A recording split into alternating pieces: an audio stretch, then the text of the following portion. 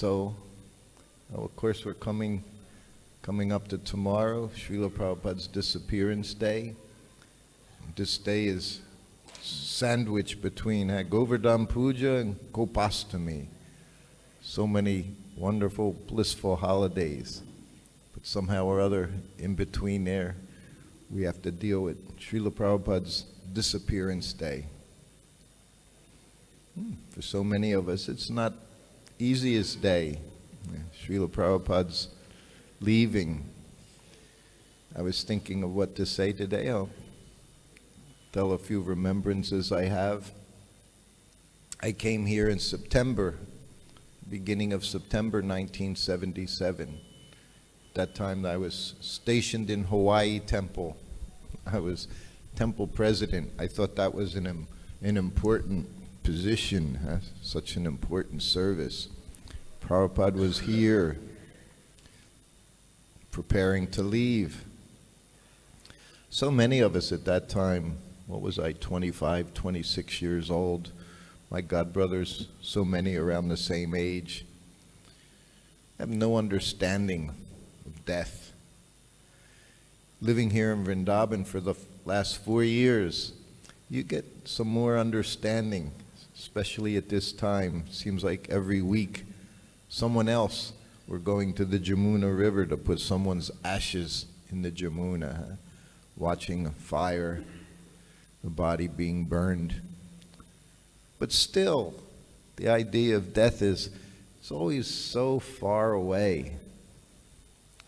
And for us in ISKCON at that time, I think most of us thought Prabhupada would be here for 100 years or so. We knew we were children. We were Hare Krishna children. We were children as devotees. We didn't know much. Sometimes we thought we knew so much, but we knew very, very little. So we thought Prabhupada would just have to stay. It wasn't possible he could leave us in this condition.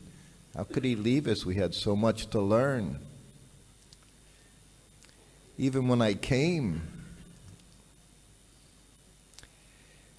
and I saw Srila Prabhupada, I had been with him 1972, I saw him 1971, I saw him every year, 71, 72, traveled with him the entire 1973, 1974, 1975. I had my vision.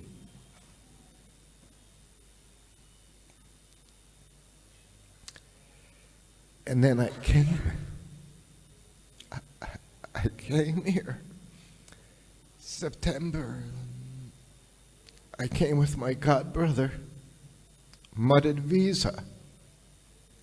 He was now Madhudvisa Prabhu. He had been sannyasi. Prabhupada called him the Emperor of Kirtan.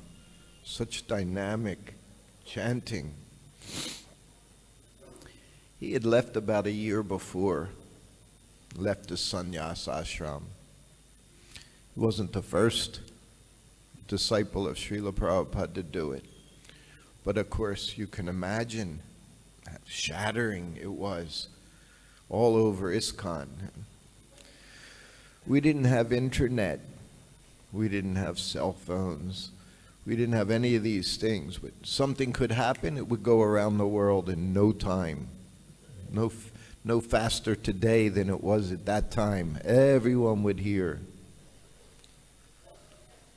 But they had heard things.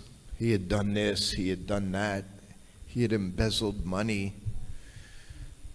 So many things, nasty things, none of which were true. It was just rumors. Prabhupada would say gossip. Prabhupada denounced gossip so many times. He didn't say Prajalpa. He literally would say gossip. This gossip, he would say, will destroy your Krishna consciousness. He told me that in Mayapur, 1975, in the Lotus building, his 2 rooms. Most of you have been there, hopefully. Sitting room, his bedroom. And the other rooms were filled. We had one room, his entourage. The other rooms during the festival were filled with presidents, GBCs, sannyasis, the whole building. And Prabhupada would hear talk, Mayapur. You could hear one door would shut in the bottom right-hand side. You could hear it on the other end of the building on the top floor. The sound traveled. And Prabhupada would hear the devotees talking, gossip. He called me in the room. He said, tell them to be quiet. He said, everyone talking gossip. He's telling me to tell them, GBC members, sannyasis. It wasn't done in a vicious way. They were just saying, this person's doing this is going on here, this is going on here. Because they're seeing each other for the first time in several months or for a whole year. So they're just talking. But Prabhupada didn't care for that talk. He said, gossip will destroy your Krishna consciousness. He didn't say it would stop it. Didn't say it would slow it down. Destroy it. Many times he said that to me.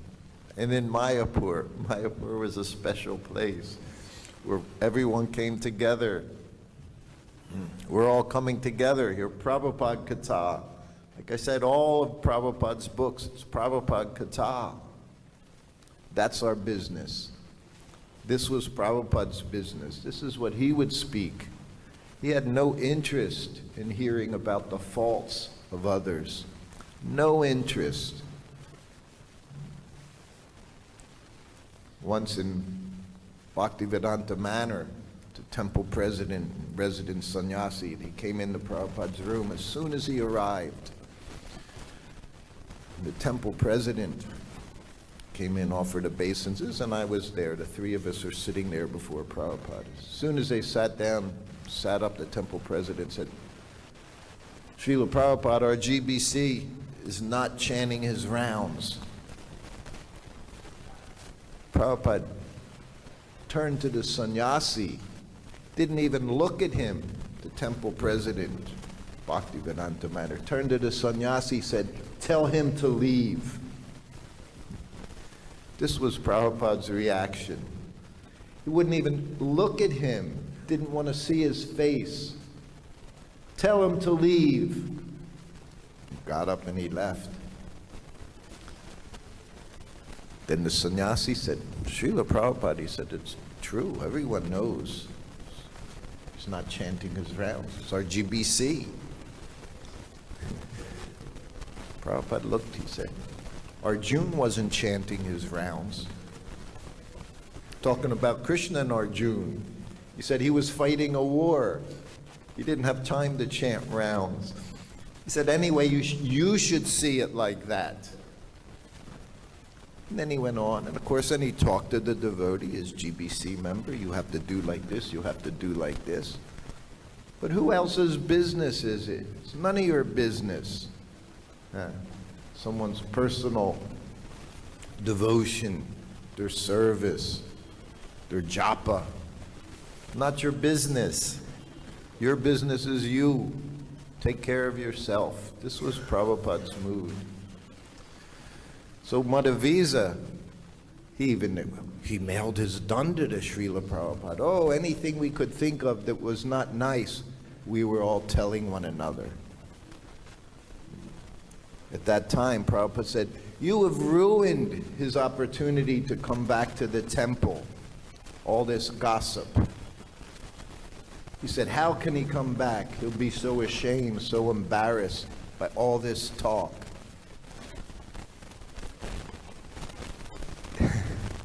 We have no idea of the compassion Srila Prabhupada has for each and every one of us. That's why I'm here. I have a little understanding. Not a lot, but I have enough to understand. He allows me to be in this temple despite all my faults.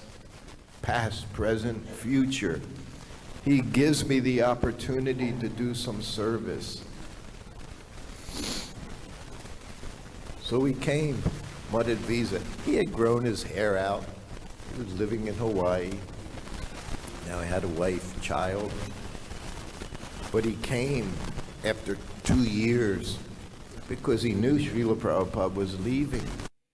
He was living on an outer island, very peaceful place. And somehow or other, by Krishna's arrangement, we were together on the flight. I was in Honolulu, temple president. He had long hair, had a beard. We're sitting together. He was a friend. I knew him. I went to Australia with Prabhupada 5-6 times over the course of the years. So I knew him well. Very nice devotee, nice person. Did so much service for Srila Prabhupada.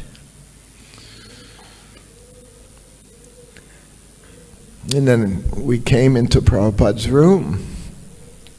Came into Delhi on our flight, long flight, like everyone from the US, 20 hours, 25 hours, 30 hours, different airports. Didn't even go bathe. Just went right into Srila Prabhupada's room. Offered obeisances. I saw Srila Prabhupada for the first time since 1976. As they say, skin and bones. I didn't know how he was existing inside of his body. I couldn't understand it.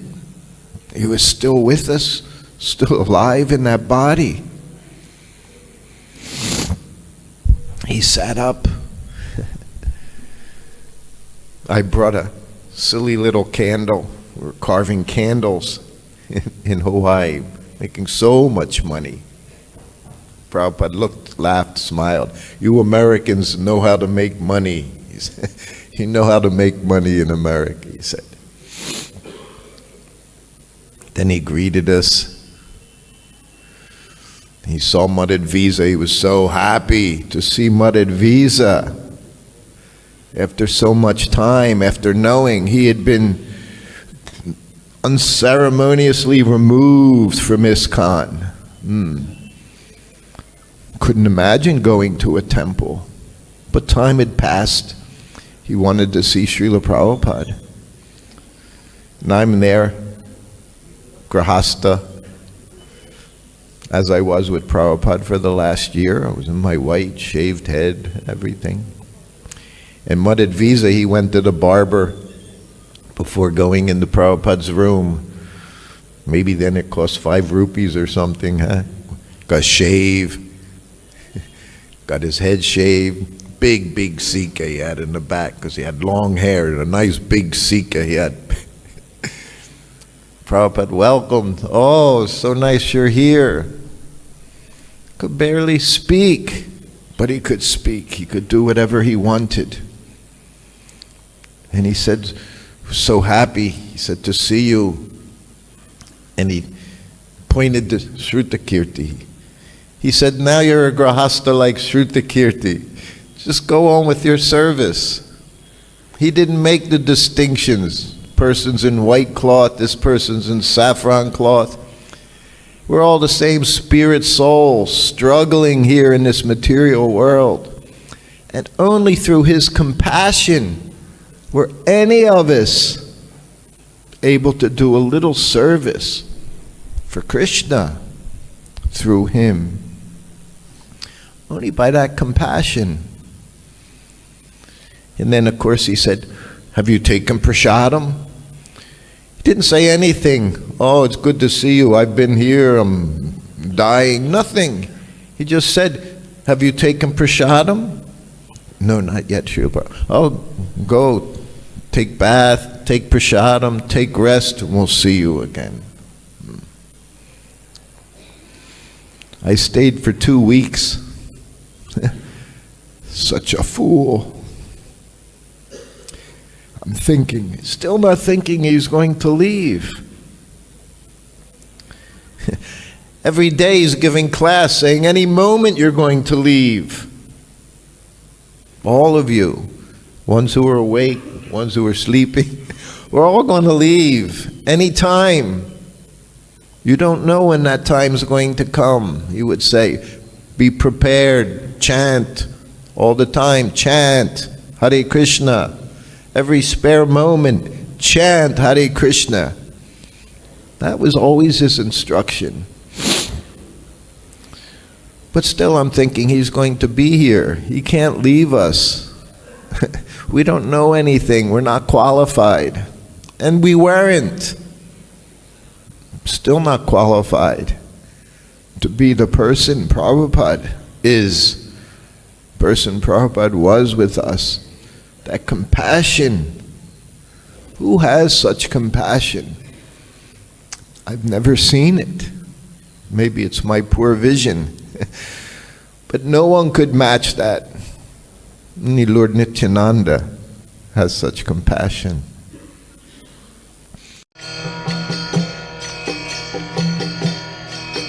Hare Krishna, Krishna Krishna, Hare Hare, Hare Rama,